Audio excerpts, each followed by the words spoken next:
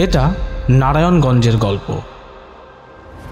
এটা সমগ্র জাতির জন্য একটি মাইল ফলক হিসেবে কাজ করেছে। ওই দিন ঐক্যতা ছিল ধাতুর মতো শক্ত। জনতার এই অংশগ্রহণ, সেই অংশগ্রহণ নারায়ণগঞ্জবাসী চিরকাল মনে রাখবে। সেদিন ভেঙে ফেলার মতো নরম কোনো হাত ছিল না। ধারাবাহিকভাবে তো টিয়ার শেল চলছিলই, পুলিশের নির্যাতন, নির্মম অত্যাচার। 3 সহযোদ্ধা ভাই ওইখানে স্পট ডেট হয়ে যায়, মারা যায়। চোখ জোড়ায় জ্বলছিল অধিকার আদায়ের আগুন।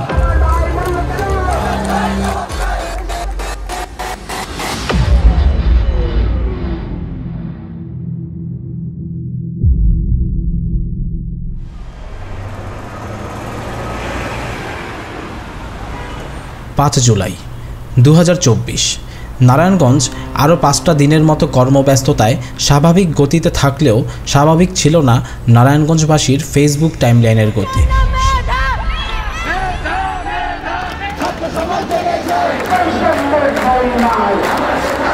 সে গতি প্রভাবিত হচ্ছিল ভিন্ন দিকে। প্রতি স্ক্রলে কেবল একটি খবর, কোটা সংস্কার আন্দোলন।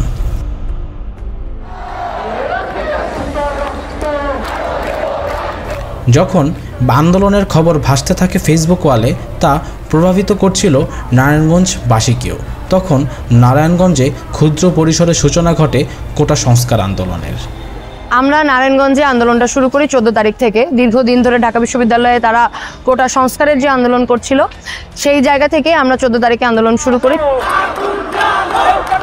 ধীরে ধীরে আন্দোলন কঠিন হতে শুরু করলেও যখন তীব্রতার ছোঁয়া পায়নি নারায়ণগঞ্জের কোটা সংস্কার আন্দোলন, ঠিক তখন 14 জুলাই 2024 তৎকালীন প্রধানমন্ত্রী শেখ হাসিনার সংবাদ সম্মেলনে দেওয়া একটি বক্তব্যে তীব্র হয়ে ওঠে আন্দোলন। তার মানে কি মুক্তিযোদ্ধার সন্তান নাতিপুতিরা কেউ মেধাবী না?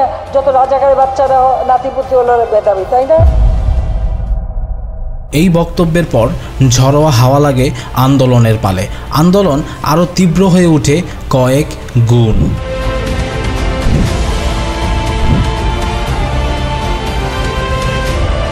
আমরা পুনরায় ঘোষণা করি যে 17 তারিখ আবার আমরা একত্রিত হব। সেই 17 তারিখের ডাকে আমাদের নারায়ণগঞ্জে প্রথম ব্লকেড কর্মসূচি আমরা পালন করি 17 জুলাই।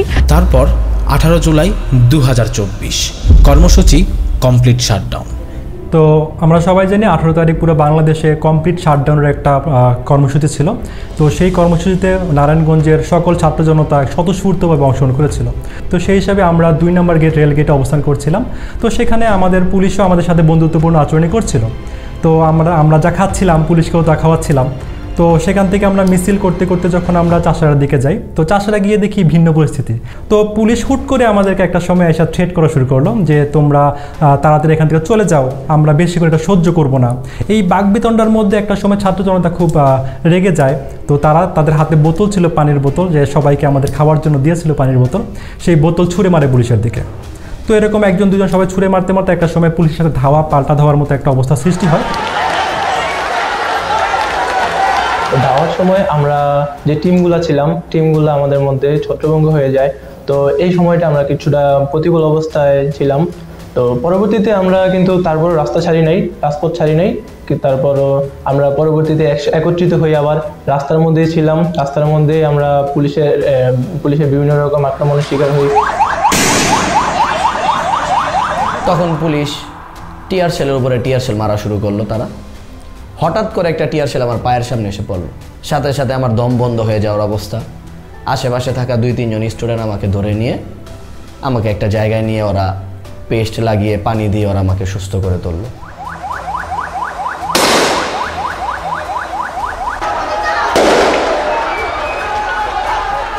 পুলিশ তখন থেকে টিয়ার শেল মারা শুরু করছেই। 40-50টা টিয়ার শেল ওরা হয়তো 10 মিনিটের মধ্যে মারছে। পুলিশ যখন আমাদেরকে বলল যে তোমরা সরে যাও, কিন্তু আমরা বললাম সরে যাব না। তাৎক্ষণিক পুলিশ আমাদের উপরে গুলি চালায়। গুলি চালানোর পর আমার সাথে একজন ছিল, বয়সে খুব বড়, কিন্তু আমি তাকে চিনি না, অপরিচিত। সে আমাকে বলল গুলি ছোড়ার পরেও আমরা একসাথে বসে থাকবো, আমরা এখান থেকে সরবো না। তো পুলিশ গুলি করলো। প্রথম গুলিটা তার মাথায় লাগে, সে শুয়ে পড়ে মাটিতে। শুয়ে পড়ার পর রক্তে পুরো রাস্তা ভিজে গেল। তারপর গুলিটা করলো, তারপরে গুলি আমার শরীরে এসে লাগলো। সারা বাংলায় একযোগে আন্দোলন চলাকালে পরিবর্তন হয়ে যায় আন্দোলনের পটভূমি। কোটা সংস্কার আন্দোলন হয়ে ওঠে ছাত্র জনতার আন্দোলন। শিক্ষার্থীদের পাশাপাশি 18 জুলাই নারায়ণগঞ্জের আন্দোলনে যোগ দেয় বিভিন্ন শ্রেণী পেশার মানুষ। এই যে আমাদের ছাত্রীরা যেভাবে মাঠ থেকে নেমে এসছে, তাদেরকে পেছনের থেকে যদি আমরা ব্যাকফিট না করি, আমরা যদি তাদেরকে সমর্থন না দিই, তাদের আন্দোলনটা কোথায় যাবে? তাদের আন্দোলনটা শুধু তাদের জন্যই নয়, সমগ্র জাতির জন্যে, আমার জন্যে, আপনার জন্যে বিধায় সে আন্দোলনে আমি সম্পৃক্ত হয়েছিলাম। আমি একজন সেলুন কর্মী হলেও আমি একজন প্রাক্তন ছাত্র। তো বাংলাদেশের আন্দোলনের ব্যাপারে বলতে গেলে প্রথম দিকে শান্তিপূর্ণভাবে আন্দোলন খুব সুন্দরভাবে হচ্ছিল, ধীরে ধীরে আন্দোলনটা খুব প্রখর দিকে মোড় নেয়। ওই ব্যাপারে বলতে গেলে পুলিশের নির্যাতন, নির্মম অত্যাচার আমার ভাই ও বোনদের উপর।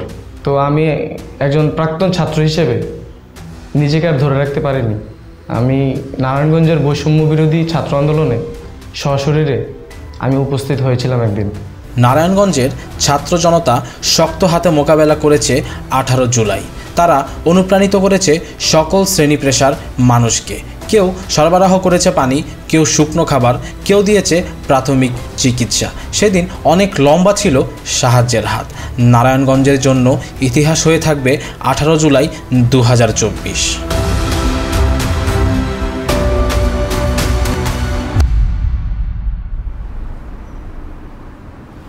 18 জুলাই সন্ধ্যা। বন্ধ করা হয় ইন্টারনেট। গোটা দেশ যেন থমকে যায় বন্ধ যোগাযোগ ব্যবস্থায়। কিন্তু থেমে থাকে না আন্দোলন। 19 জুলাই আবারও আন্দোলন। সেদিন পুলিশ আর সন্ত্রাসী হামলায় প্রাণনাশের ঘটনাও ঘটে। তারপর 20, 21, 22 জুলাইয়ের প্রতিটি কর্মসূচিতে বাধা দেয় আইনশৃঙ্খলা বাহিনী। শুরু হয় মোবাইল তল্লাশি আর গণ আটক। 23 জুলাই 2024 আন্তর্জাতিক চাপে ইন্টারনেট চালু করতে বাধ্য হয় সরকার। 9 দফার দাবিতে আন্দোলন আরও প্রখর হতে থাকে। আন্দোলনের ধারাবাহিকতায় 9 দফার দাবি বদলে যায় 1 দফায়। চলতে থাকে আন্দোলন। বৈষম্য বিরোধী ছাত্র আন্দোলনের কেন্দ্রীয় সমন্বয়কেরা 5 আগস্ট সারা দেশবাসীকে আহ্বান জানায় ঢাকায়। তাতেও এক পা পিছিয়ে ছিল না নারায়ণগঞ্জের সাধারণ শিক্ষার্থী জনতা। সেক্ষেত্রে আমি আমার যে টিম ছিল আমার সাথে, সেই টিম আমরা ঢাকা পাগলা ফতুল্লা হয়ে যখন আমরা রওনা দিই, তখন আমরা দেখি স্বৈরাচারী যে সরকার ছিল সেই সরকারের বাহিনীরা লাঠি সোটা দা নিয়ে তারা মহড়া দিচ্ছিলেন। 5 আগস্ট সকাল থেকেই পুলিশ, ছাত্রলীগ, যুবলীগ সাধারণ শিক্ষার্থীর উপর হামলা চালায়, গুলি বর্ষণ করেন। সেখানে আমরা দেখেছি ধাওয়া পাল্টা ধাওয়ার মতো ঘটনাও ঘটেছে। পরবর্তী সময় যখন আমরা ঢাকা মেডিকেলের ওইদিকে যাই, তখন আমরা দেখি সেখানেও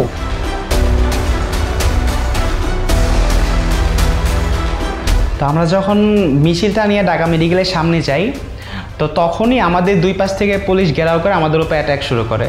তো যখন অ্যাটাক করে আমাদের 3 সহযোদ্ধা ভাই ওইখানে স্পট ডেট হয়ে যায়, মারা যায়। তখন আমরা ঢাকা মেডিকেলের ভিতরে আশ্রয় নিই। তেমন অবস্থায় আমি বাসায় ফোন দিয়ে বলিও, এটা আম্মুকে বলি যে আম্মু যদি কিছু ভুল টুল করে থাকে, আম্মু আমাকে ক্ষমা করে দিও আর আমার জন্য দোয়া করো। তো এটা বলার পর আমরা কিছুক্ষণ পর বাহিরে আওয়াজ শুনতে পাই, প্রায় 1.5 থেকে 2 ঘন্টা পরে। যখন আওয়াজটা শুনতে পাই তখন আমরা বুঝতে পারি যে আমাদের বড় ভাইয়েরা বা ভাইয়েরা বোনেরা সবাই যাত্রাবাড়ি থেকে মিছিলটা ঢাকার উদ্দেশ্যে রওনা যে হয়েছিল সেটা ঢাকা পর্যন্ত পৌঁছে গেছে।